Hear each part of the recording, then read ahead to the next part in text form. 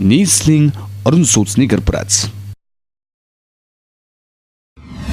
Нийслэлийн орон сууцны корпорац нь өнгөрсөн хугацаанд нийслэлийн хэмжээнд урд өмнө хийгдэж байгаагүй томоохон судалгаануудыг хийж гүйцэтгэсэн байна.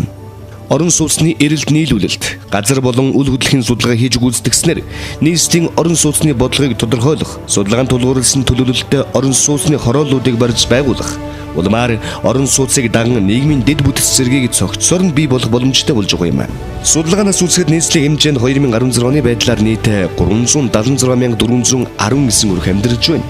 Эдгээр өрхүүдийн 42% буюу 157,754 өрх нь орон сууцнд, 58% буюу 218,665 өрх нь гэр хороололд амьдарч байна.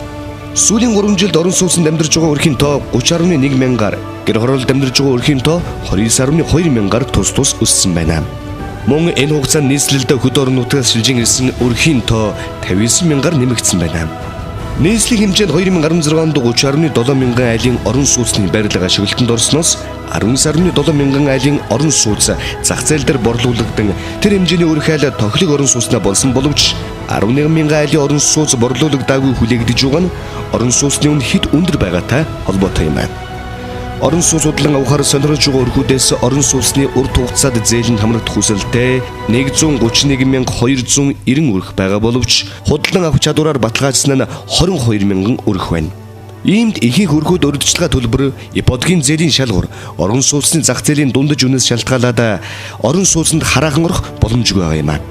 Улаанбаатар хотод 2016 оны байдлаар 30,800 өрх түрээсийн барин амьдарч байгаагаас хямд түрээсийн төлбөртэй төрийн түрээсийн орон сууцнд нийтдээ 1,187 өрх амьдарч байна. Эдгээр өрхүүд хямд төлбөртэй орон сууц түрээслэн амьдрах хүсэлтэй байгаа боловч тэдэнд зориулсан түрээсийн орон сууцны бодлого зохицуулалт одоогоор байхгүй. Мөн нийгмийн зорилтод бүлэгт хамаарах хөгжлийн бэрхшээлтэй иргэд, халамж шаардлагатай ах бандастан, бүтэн өнчин хүүхэд, байнгын асаргаа шаардлагатай иргэний гэр бүл, тэгээс 16 насны дүр болон түүнээс дээш хүүхэдтэй өрх толгойлсон их эцэг, байгалийн давуу төсвийн хүчин зүйлийн нөлөөгөөр орон гэргүй болсон айл өрх, орон сууц худалдан авах боломжгүй ажил амьдралын гараагаа эхэлж байгаа залуу гэр бүл зэрэгт чиглэсэн орон сууцны бодлого өгүүлэгдэж байна.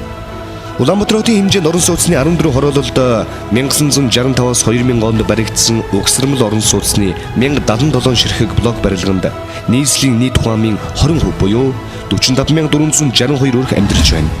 Угсармал барилгын дулаан техникийн шинжилгээний ажил хийгдэхгүй удаашрснаас 10 жилийн дараа насжилт хэтэрсэн барилгын тоо одоогийнхоос 3.5 дахин өсгөр байна.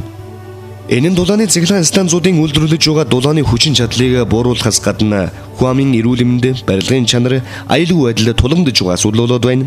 Нийслэл хотод орон сууцны зориулалтаар баригдсан барилгуудын ашиглалт, үн цэн, өнгө үзэмж, чанарыг сайжруулах, иргэдийн амьдрах орчин, аюулгүй байдлыг хангах, хотын өнгө үзэмжийг нэмэгдүүлэх зэрэг хэрэгцээ шаардлага үүсэж байгаа юм.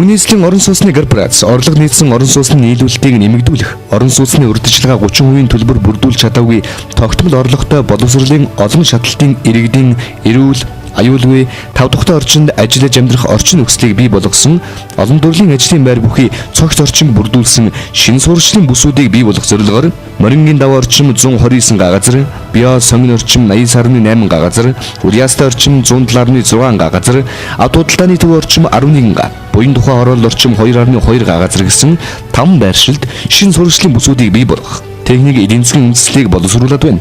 Шинэ сургалтын бүсийн төслийн гол үзэл санаа нь зөвхөн төлбөрийн чадвартай нийцсэн орон сууцны барилга барих бус орон сууцны хорооллуудыг сургууль цэцэрлэг, эмнэлэг, мэрэгжлийн сургалт үйлдвэрлэлийн төв, худалдаа үйлчилгээ, соёлын төв зэрэг нийгмийн дэд бүтэц, замдалбай, ногоон байгууламж болон инженерийн дэд бүтцийн хамт иж бүрэн цогцлбор болгон барих юм.